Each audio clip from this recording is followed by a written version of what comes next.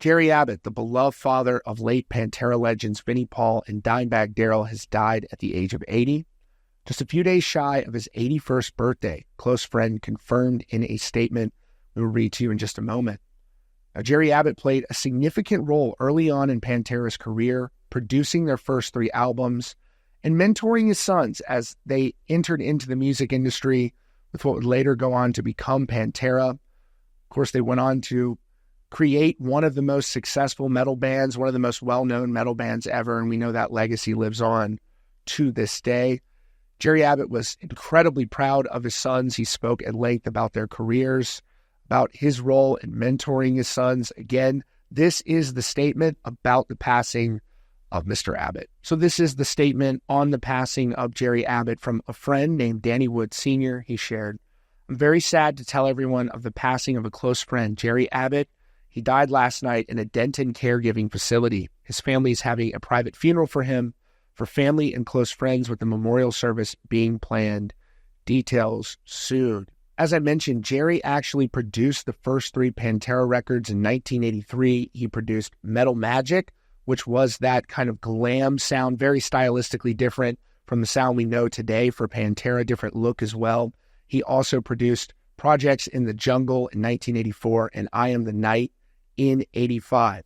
He spoke extensively in his book about the music industry because he was a musician. He was a successful songwriter for many years in country as well in his own right. Jerry was clearly so proud of his sons. You can see that from this interview he did with Guitar World all the way back in 2010. He was asked about watching Dimebag perform and how serious he was about guitar playing. He said he was pretty doggone serious right out of the gate. I still remember him at a talent show they had at his school when he was about 12 years old. They opened the curtain and there he was, him, his guitar, and a little amplifier, wearing Ace Frehley makeup and the Kiss costume that he and his brother had come up with. I think he played rock and roll all night and the kids just loved it. Yeah, he was hardcore into it quick. Later, he said the first song Vinnie and Dime actually played together was Smoke on the Water. They just fell in love with it and played for 3 hours straight. I don't remember showing him that, though. The first one I recalled showing him was Runnin' with the Devil by Van Halen. By that time, his mother and I had separated, but I didn't live far away. So Dime would get on his bike and come over pretty darn regular. I can still remember knocking on the door one day with his guitar in hand and the first Van Halen record in the other. He wanted to learn how to play Runnin' with the Devil, so he asked me to help him.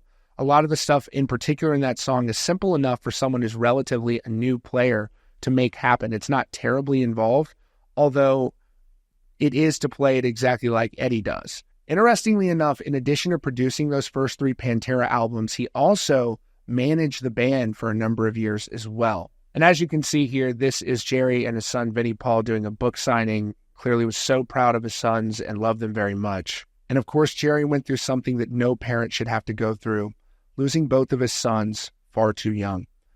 Sending our thoughts and prayers out to his family, friends, and loved ones during this very difficult time.